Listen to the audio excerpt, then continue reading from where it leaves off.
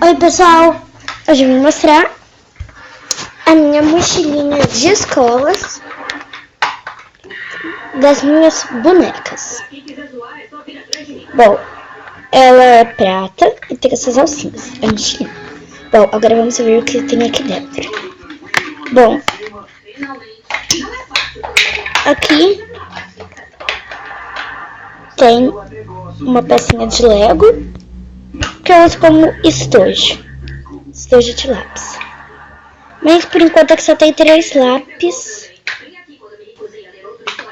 porque é bem difícil de fazer. Não literalmente tão difícil, mas é difícil.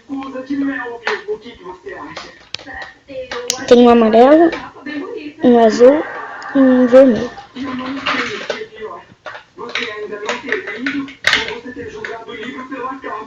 Ele é bem legal.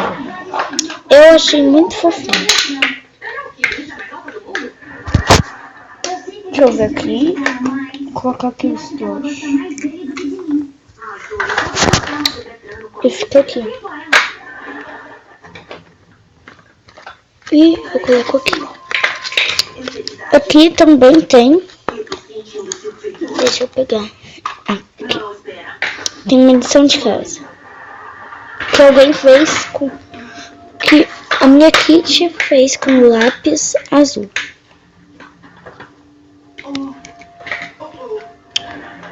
Tô colocando tudo aqui no chão, tá, gente? E aqui dentro também tem uma garrafinha de coca de refrigerante 4.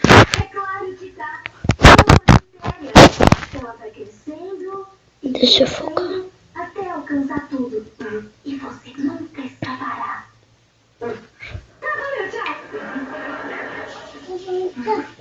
Agora eu tenho que colocar tudo aqui dentro. Agora o bruxada Emma quer dominar o mundo. Você tem que impedi-la. Tá, eu vou colocar matar Osma na minha lista de afazeres.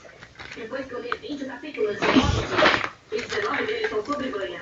Ah, e pessoal, eu ainda vou fazer um caderninho, vou colocar aqui e depois eu gravo outro vídeo pra vocês. Tá legal? Deixa seu like, se inscreva aqui embaixo do canal e tchau!